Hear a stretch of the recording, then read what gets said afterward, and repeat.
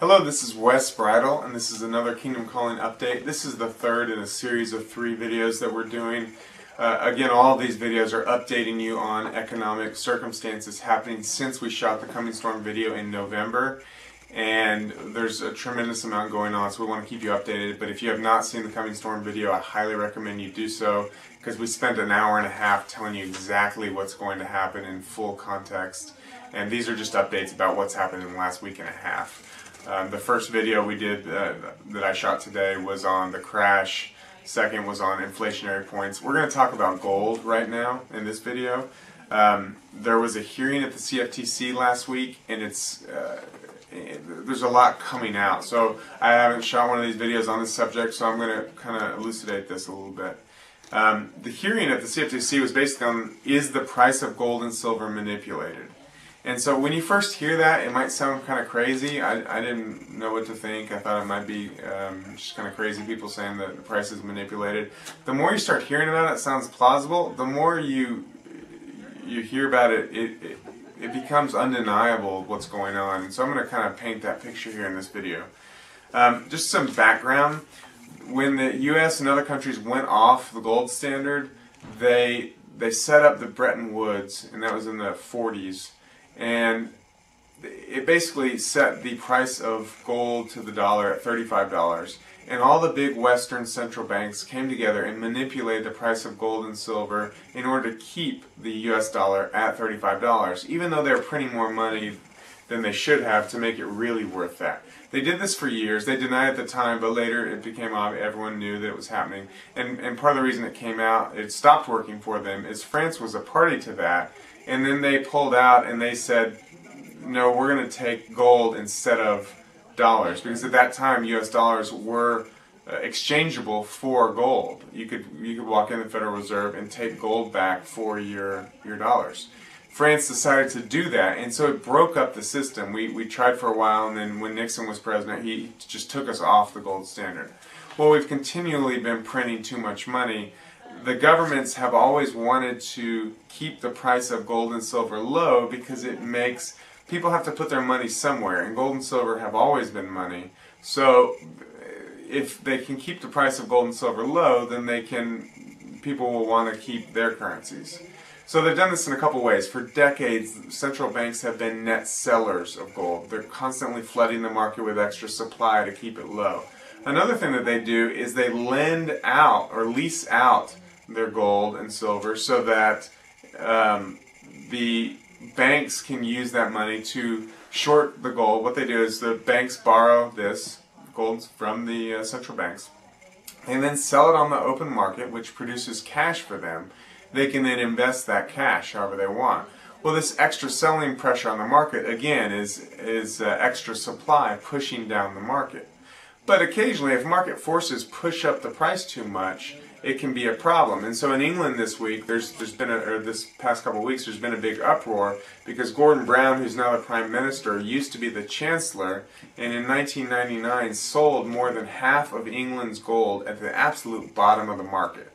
When I used to know about this, I didn't think too much of it because government is notoriously bad at making financial decisions like this, and so it wasn't surprising that he made such a bad decision for the people of England.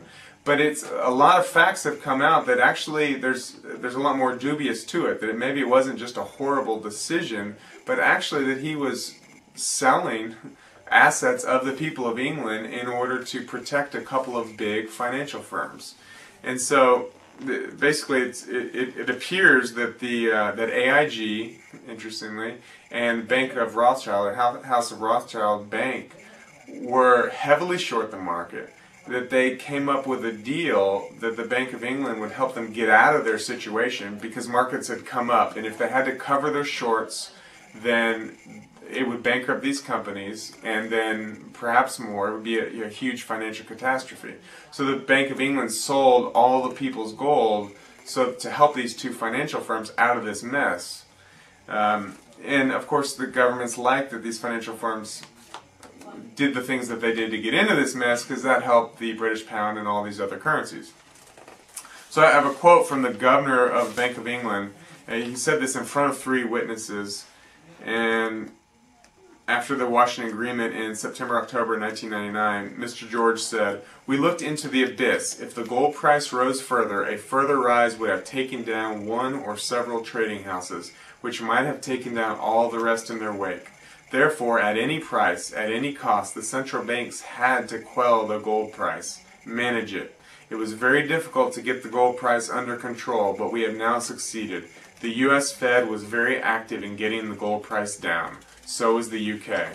So here he's saying very quickly, this is Governor of the Bank of England just admitting that they're a party to this, even though they generally won't admit this. Greenspan in 1999, in response to this, publicly said that he said that England shouldn't do this because he mentioned Nazi Germany, and in the height of that, Nazi Germany couldn't buy things with their own currency, but they could with gold. And so Greenspan said, when in extremis, currencies aren't worth anything, gold is always worth something. And so you have major people saying things like this. Recently also, the CFTC, there's a trader in London that walked the CFTC through JP Morgan Chase, who's the primary manipulator now, walked them through a manipulation before it happened. He sent the emails, he showed exactly what would happen, when it would happen, so it's very predictable, and showed that it happened. If the price wasn't manipulated, there's no way that he should be able to do this, but he very clearly showed that it is manipulated. And the IMF rejects investment house bids. A couple big investment houses, Sprott's one of them, apparently the other one is much bigger, tried to buy gold from the IMF. The IMF is always out there saying that they're going to sell gold. It appears to be far more manipulation than it is actually trying to sell the gold. They sold a couple hundred tons of it in a few months back to India. And there were some interesting questions. Does IMF really have any gold? When they say they sell it, is gold actually moving? I'm just going to quote this. I believe this is from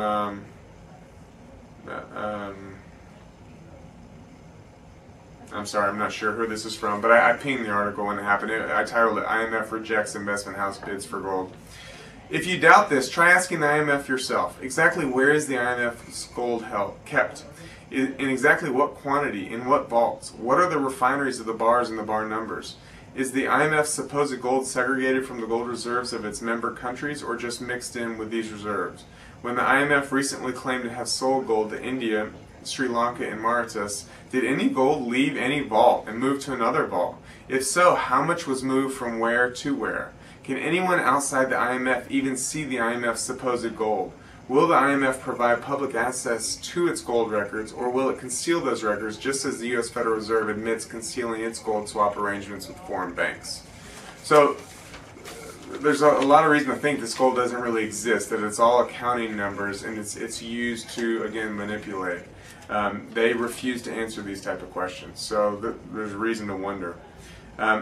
Meanwhile, central bank holdings of gold did increase for the first time, or the most, since 1962 last year.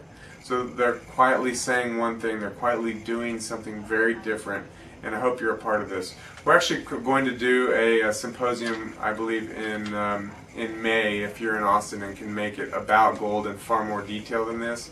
If you haven't seen the Coming Storm video, I highly recommend it. There's a link very near this video where you can watch it and get full context about what's about to happen. It will be severe, and so there are a couple different ways to prepare for it, but it will be severe no matter what. But it is far better to be prepared than to be blindsided by this. Thanks. If you have any questions, please let me know. My Twitter feed @WesBridle is my bibliography, and thanks for your support.